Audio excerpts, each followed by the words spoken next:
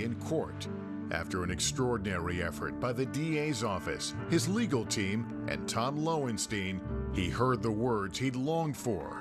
The judge vacated his conviction. His friends and family gathered in a parking lot near the prison. I was sitting there like, pinch me, because is this really happening? He's really getting out today. I think I'm like in a state of shock. I'm so hyped up now. I mean, I can feel the pulse and my heart, everything racing right now. And it's been like that since I walked out, so it's going to take a while. What do you hope for him now? I just want him to be happy. Tom Lowenstein has investigated Barbara Jean's case longer than anyone. It's a journey he's grateful he took. When Walt got out on June 5th, there is that sense of like my dad saying, that notion of being useful and doing something useful in life. And I definitely, that day, felt useful. And that's all for this edition of Dateline. We'll see you again next Friday at 10, 9 Central. And of course, I'll see you each weeknight for NBC Nightly News. I'm Lester Holt. For all of us at NBC News, good night.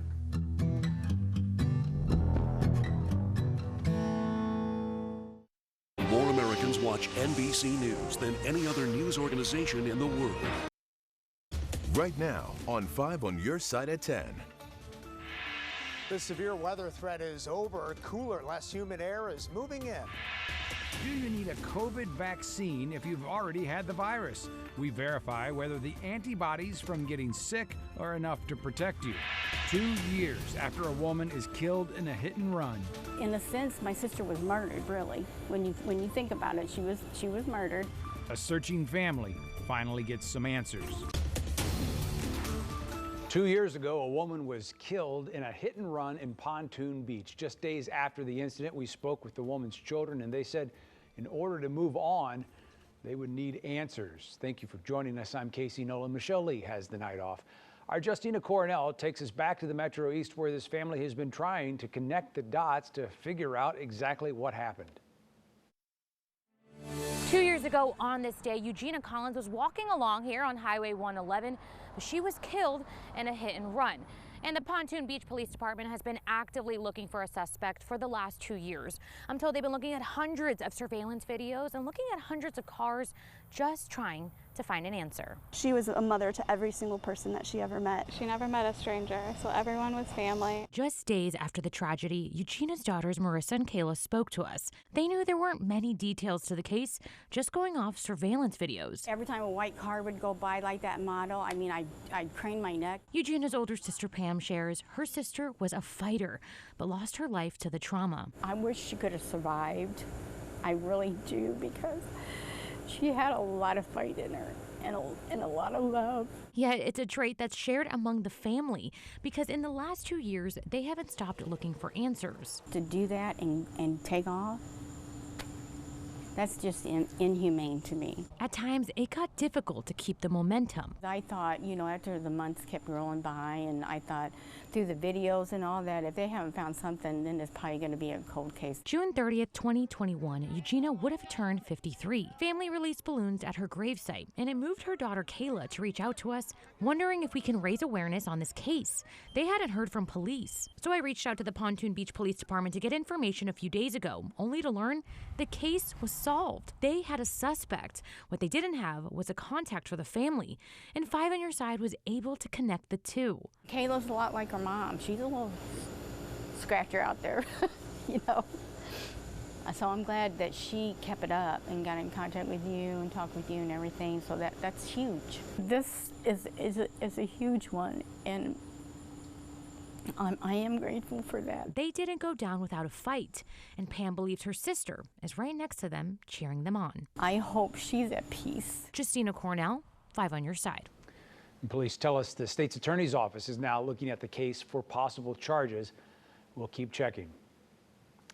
New details in the case of a man accused of killing 3 people this week, including a mother and her child. Police say Pension McLean killed Terry Bankhead and her 8-year-old daughter, Delilah. They They were found tied up and shot in their home on Wednesday. Police now say McLean lived in their apartment building and dialed 911 himself after hearing Bankhead's mother scream for help. McLean is also charged in a shooting in South St. Louis the day before. 26-year-old Tori Venisco was found shot to death on the front porch of her home in the Carondelet neighborhood. Well, last night's storms have moved on, but a lot of people are still dealing with power outages. Ameren, Illinois says they have it down to fewer than 100 customers without power in the Metro East, but on the Missouri side, 17,000 Ameren, Missouri customers are still waiting for the lights to come back on. Ameren says it expects to have everyone restored by tomorrow night. And Jim Castillo, we talked about this all throughout the day. A lot of branches were down. A lot of people now, gosh, we've seen posts online of people having to throw out a fridge full of food, things like that. And it's a little bit sticky out still, too, to not have power. Exactly. You know, that's what I was just thinking, that the humidity is still up. You know, the fronts come through, Casey, but in the northwest wind at about 9 miles an hour. But that humidity is still with us, especially in the city. 79 degrees, that's still very warm and again, sticky out there. Dew point needs to drop. We'll see that happen on Saturday and into Sunday. Bear Creek and Wentzville, my aunt sent this in, and numerous branches all over the place, just not only from Wentzville, but of course all over the metro. Then as we look at the satellite shot and well, actually the front here, it's moving through, which is great. But there are still some showers out there. Lesterville to Farmington, and then also lightning down around the Missouri-Arkansas border. That should stay there. Zooming into Redbud, a new shower just popped up there, and just to the east, just south of New Athens. Coming up in Maine weather, we'll talk about this weekend, which is a much better forecast for us. Casey? Okay, Jim, we look forward to it. Well, when you dig into the latest U.S. Census report, there are some troubling numbers for the city of St. Louis when it comes to housing. For example, in the College Hill neighborhood on the city's north side, more than 40% of the homes are vacant. Our Robert Townsend talked to one alderman who is on a mission to change that. For the last 4 years, St. Louis Alderman Brandon Bosley says he's been on a community crusade. The whole block, whatever it is that we know for sure needs to go, we got rid of. To tear down vacant houses in his third ward. Bosley says so far, he and his team have demolished about 350 dilapidated structures in this north side area. And these houses have been there since the 1800s. And more than 80 specifically in the College Hill neighborhood. If it's something that we can save, I'm doing the best that I can to ensure we can save this type of architecture. He knows the work isn't easy. According to the 2020 U.S. Census Bureau, the highest vacancy rate in St. Louis is in Alderman Bosley's College Hill neighborhood. Researchers say while there are more than 1,100 housing units here, only 58% are occupied.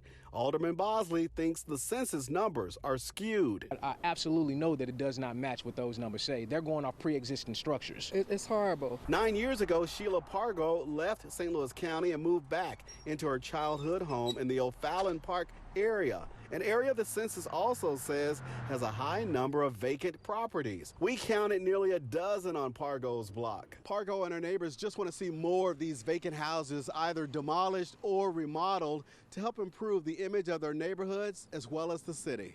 Bring some large stores here, bring an ice cream place, things that people go out of the community to get. We would like to see those here. Bosley says he's listening and focusing not on the census, but the citizens. How long will you keep doing this? As long as it takes. Robert Townsend, 5 on your side. And on KSTK.com, you can read more about the new U.S. Census data and how the numbers turned out here locally, including what parts of the region are growing the fastest. Well, the CDC and FDA agree there should be a third COVID shot for people with compromised immune systems. A CDC panel recommended the extra dose after the FDA authorized it late last night. The CDC says people who are immunocompromised make up roughly 40% of all breakthrough cases. Breakthrough cases are when fully vaccinated people still get the virus. More child tax credits hit bank accounts today. The credit is $3,600 annually for children under the age of 6 and $3,000 for kids ages 6 to 17. That means that most families will either get $300 payments or $250 payments each month, and the payments happen through December. Well, some people who got COVID don't think they need a vaccine because of the antibodies they have after recovering from the virus. So our Verify team asked the experts, should you get a vaccine if you've already had COVID? Here's Evan Koslov. It's hard to know what information to trust, especially when the claim sounds pretty believable. I'm sure you've heard this one. I don't need the COVID vaccine because I already had COVID and I'm immune. It sounds convincing. Why get a vaccine for antibodies that your body already created naturally? So for anyone still on the fence, we're verifying. Is there any benefit to getting the vaccine if you've already had COVID? We turned to the CDC and spoke with some experts, Dr. Namandje Bumpus from Johns Hopkins University School of Medicine and Dr. Lee Riley at the University of California, Berkeley School of Public Health. They explained that it comes down to this idea of variability. We don't fully understand what that person's individual level of protection might be, how long that protection might last. There's so much variability potentially. That variability boils down to how much virus was in your body, how many antibodies did you create, and more importantly, how long will those antibodies last? And are you at risk of other variants that may surface? Our experts explain that when you get the vaccine, the results are way more consistent. With the vaccine, you get the same dose, so you are assured that you get the right dose and the right immune response. And so, yes, in some situations, it may be wise to get a vaccine even if you had the infection, especially if you had just a mild form of the infection. It's sort of like giving a booster to the natural immunity that you acquire. And the CDC agrees that you should get the vaccine whether you've been sick before or not, because we just don't know enough about how long natural immunity will last. So yes, there is a benefit to getting vaccinated. It's extra insurance that if you do get sick again, it won't be as bad. With your Verify, I'm Evan Kozlov, 5 on your side. Thank you, Evan. If you have something you'd like us to verify, let us know on Facebook, Twitter, or email verify@ksdk.com. Well, it looks like we have 2 new vaccinated millionaires in our area. Illinois announced the latest winners from its $1 million vaccine lottery, and 2 people from Granite City won. The health department has already called the winners by phone or sent them an email, and winners will have 7 days to accept the prize. The last day to get a shot and enter to win is next Wednesday, August 18th. We're sitting down with the new man in charge of St. Louis County Police. His goals for the department as he fills the interim role of chief. From the farm to Webster Groves, this lunch break for goats is more than just a meal. It's helping the environment. That less humid air is moving in this weekend. It will also be cooler. Details on the numbers coming up. Tonight, Missouri Attorney General Eric Schmidt made a stop in St. Louis. He announced an update to a lawsuit filed by Missouri and Texas over immigration policy. The policy is called Migrant Protection Protocols, and under this, certain migrants who get a notice to appear in court have to wait for their proceedings in Mexico. It's a program that was terminated under the Biden administration. The Attorney General says a federal court issued a permanent injunction ordering the Biden administration to reinstate the program. It remains to be seen how this might play out with appeals. Well, for the first time, we are hearing from St. Louis County's interim police chief, Kenneth Gregory. He took over the department after Chief Mary Barton retired. Gregory says right now it's a tough time for the department. High crime, lawsuits, and racial tension have plagued the department for years. He says a priority is solving those racial tensions. I think systemic racism established itself a long time ago, and I don't think there's any corporation like the police department, like big businesses, that could avoid systemic racism. And it didn't dodge us. It didn't dodge the St. Louis County Police Department either. Gregory has been with the department for more than 40 years. He says he also wants to boost diversity within the police department. An Illinois police officer killed in the line of duty will be laid to rest this weekend. Brooklyn officer Brian Pierce died last week while putting down spike strips on the McKinley Bridge during a pursuit. Police are still searching for the driver that hit him. Visitation for Pierce was today at Logan College in Carterville. His funeral is tomorrow at 11. Kids go back to school soon, and some St. Charles County parents say they want masks on the back to school list. Tonight, a group rallied outside the county health department. Parents want the health department to take a stronger stance. They also want to know quarantine and contact tracing procedures. Schools in St. Charles City already require masks. Now, so is Francis Howell for kids under 6th grade. Today was the deadline for St. Luke's Hospital employees to get a mandatory vaccine. In all, it applied to 5,000 staff members. More than 92% of employees did get the COVID vaccine. Another 5% have medical or religious exemptions. Employees who didn't get the shot could be fired. It could happen. They're not sure they're taking a chance, but they're doing what is in the best interest of their facility and taking care of the patients and the workers that they already have. Other hospitals requiring vaccines for staff include BJC, Mercy, and SSM Health. BJC employees have until September 15th to get vaccinated. Mercy and SSM's deadlines are September 30th. Okay, what's the best job you've ever had? How about one that involves all the snacks you can eat, naps whenever you want, and helping your community? Abby Larico takes us to a job site in Webster where the role, well, it might just be the greatest of all time. Even when it's just too hot for yard work, somebody's got to do it. I am a big fan of the new employees. You're doing a bang-up job. And these somebodies, a chew-up job, are hungry for the opportunity. This stuff right here is what we're really hoping that they will get rid of. Their new boss, Scott Davis of the Webster Groves Parks Department. They really are doing an excellent job of eating down everything that we're looking for, and then our staff and volunteer crew will have a much easier time putting the final touch-ups behind them. It's an all-day lunch break for these 39 goats leased from area farms to chomp through various patches of overgrowth and invasive plants. The more I investigated it and saw that it was used throughout the country in various areas, I was like, well, let's give it a try. And it's already gaining popularity among those who stumble across the job site. I'm really happy to be living in this area. Like Kathleen Dwyer. Between lawnmowers and air blowers, those are not environmentally friendly things. They emit a lot of CO2 and other substances into the air. This is a much more natural solution. Oh, totally. Organic and efficient. Couldn't even see the goats when we released them from the pen, and by the next day they had eaten to where they had it pretty well taken care of. Their early performance reviews exceed expectations, which means crews like these might be getting more jobs around the area. It's really been all pros so far. They don't talk back. No.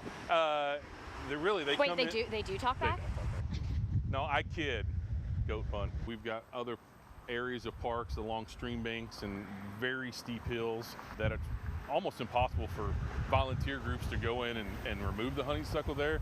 So that's really where we're looking to use these goats in the future. The Webster Groves goats, building their resumes from the ground down. They're darn cuter than a lawnmower. Abby Larico, 5 on your side. They just finished their tour of duty in Webster Groves this week, but as Scott says, the goats are also guinea pigs. Expect to see them back for more work in seasons to come. Some major cleanup today, Jim, after those storms last night. This is Warson Woods. A really big tree fell onto a home, put a lot of holes in a roof. Luckily, you can see there they had a crew that was able to stop by, chop up the tree. That is not good news when you wake up from a storm. Hopefully it'll be a while before we have to worry about that again. Yes, we're going to be storm-free for the rest of tonight into tomorrow, also Sunday and Monday. And by the way, Casey, July 2021, NOAA says, official now, the hottest month ever recorded on planet Earth. Yeah, so we're watching, when you add heat, like you're cooking on a stove and then the water boils, things cook faster.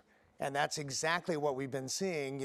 Sometimes you get storms that maybe are bigger or even hurricanes sometimes. But what we had last night, of course, is just these thunderstorms erupted and the atmosphere tries to equalize and it just causes massive thunderstorms and severe weather. Now, the East Coast doesn't have any more heat advisories or warnings, but the West Coast still does. And we definitely have those forest fires continuing there. High today was 90, 70 for the overnight low, and there it is for the averages, close to that. No rain today, an inch in St. Louis yesterday, well over 2 to 4 inches in Madison County, Illinois. That's where we had a flash flood warning last night. But again, calm tonight. Couple showers out there, but 79 degrees right now. It does feel sticky. Humidity still high. That will change as we go through the weekend. Here comes that cold front. It is slowly going down into the Arkansas-Missouri border. Couple storms down there. That's where the lightning is right now, West Plains, Missouri southward, and you can see that clearly on the radar shot. Then we zoom in a little bit to our area, Farmington to Fredericktown and Ironton. Definitely some showers there, Perryville, New Athens, and then Red Bud. So can't really rule out a shower overnight tonight, but eventually that humidity slowly gets out of here. And then Saturday and Sunday, you'll feel that less humid air. And that doesn't last too long at all. We have some moisture to our southeast, watching a tropical system named Fred that will move into the Gulf Coast, and some of this kind of pushes back our way by Tuesday, but we're good for the weekend and probably through Monday, and then that chance of thunderstorms back in the forecast as we head into Tuesday all the way through next week. So here we go, 10-day forecast showing temperatures pleasant, 85 tomorrow, 84. These are averages, probably low and mid 80s all weekend.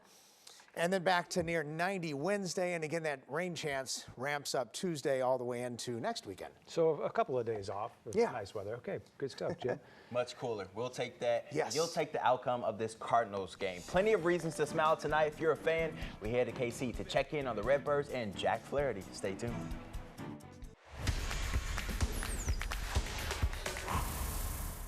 What's going on, Missouri and Illinois? I think we can all agree this Cardinal season has been tough to watch. Some days you're happy, and then sometimes you want to throw your remote at the TV screen. But you know what can help solve all of our misery? A shot of Jack.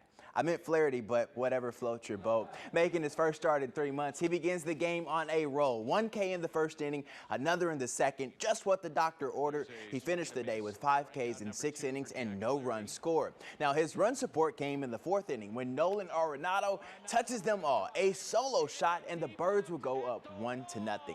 The very next batter, Tyler O'Neill, well, he was cleared for liftoff as well. The Cardinals' 5th time they went back-to-back homers this season. They will go on to win the game 6-0.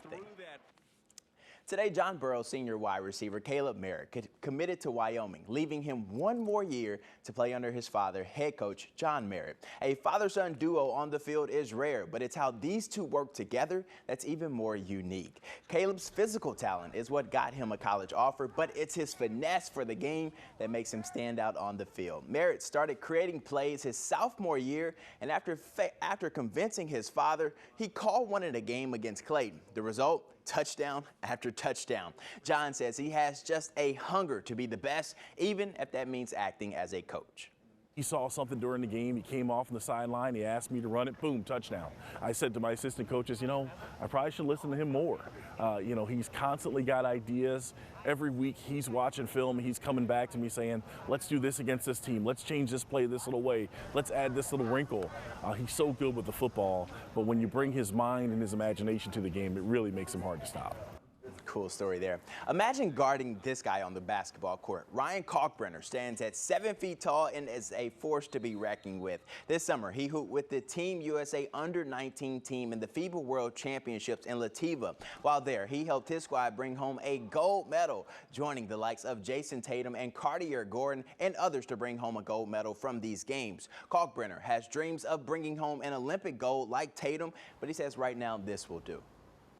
I never would have thought I'd be in a position like this. I just put my head down and kept working, and all of a sudden I'm getting invited to USA and I'm able to make the team. It was amazing, especially to represent for St. Louis and just make everyone proud. All walk-ons, step up! Oh, You know what? Employees 1 through 36 in the house. Thanks to this new name, image, and likeness bill, all 36 walk-ons for the BYU football team will have their tuition paid for thanks to Built Bar. Everyone talks about how much money the big-time scholarship players can make, but this is the biggest benefit of the new bill. Thanks to Built Bar, these players no longer have to juggle work, school, and football. What a blessing for them and their families who had to pay for tuition. And that'll do it in sports. Casey, back to you. All right, good stuff. Thank you, Ahmad. Well, Joe Buck's week as Jeopardy host comes to an end. How his short run is helping a local nonprofit.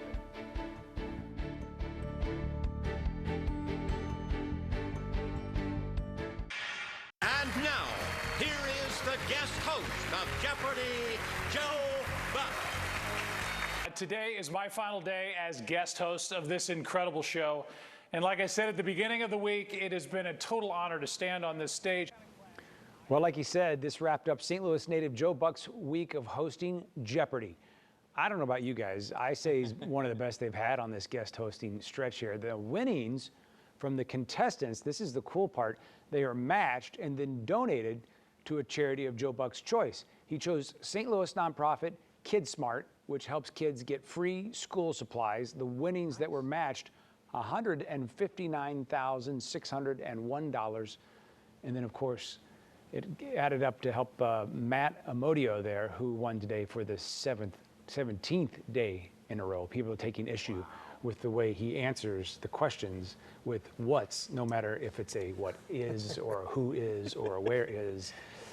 But Nice. but he's not breaking the rules. And Joe Buck did a great job I only raising watched money. a couple of episodes, but I think that guy is stellar at what he does. I mean, I know some people may not agree with me or you, but I like what he does, especially with the football and baseball. And we like what he did for KidSmart too. We like what you've done for the weather this weekend. Yeah, we're working on that, and I missed Joe this week. Oh, Yeah, did you? yeah. It's Yeah. okay. But, I'm sure there'll be reruns everywhere. So weather-wise, hey, it's going to cool off. Now, I know the humidity's still out there in many areas, and there might be a stray shower tomorrow in our southern counties, but low and mid-80s. And then that's Saturday. Sunday is basically low 80s for highs. So even Sunday, even better. Sounds good. That's our show. Have a good night.